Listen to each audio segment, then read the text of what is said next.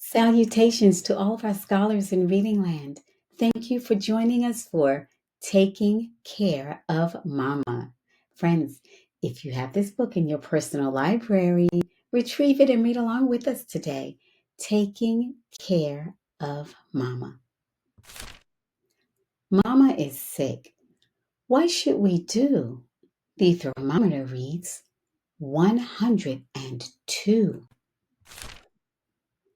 Papa called the doctor, and the doctor said, "Please tell Mama to stay in bed." "Bed?"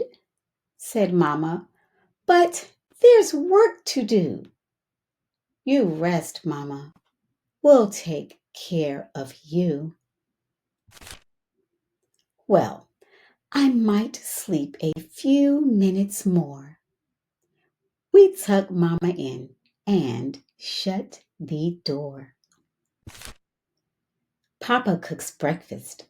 We watch baby Mabel. It's so much work getting food on the table. Tiptoe, tiptoe. Is Mama better or worse? You be the doctor and I'll be the nurse.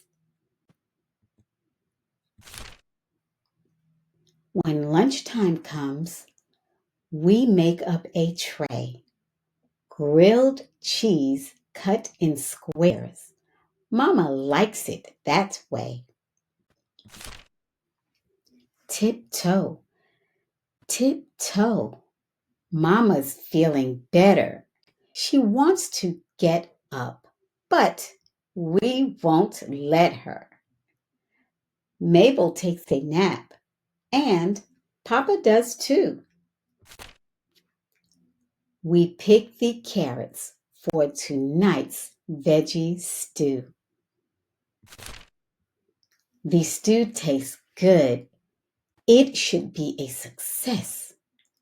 But then we notice this house is a mess. There's no time to waste. We don't have all day. If we don't clean up, what will Mama say? "I'm really much better," Mama calls down. "We'd better hurry," Papa says with a frown. Tiptoe, tiptoe. Mama's at the door. We've washed the last plate. We've swept up the floor.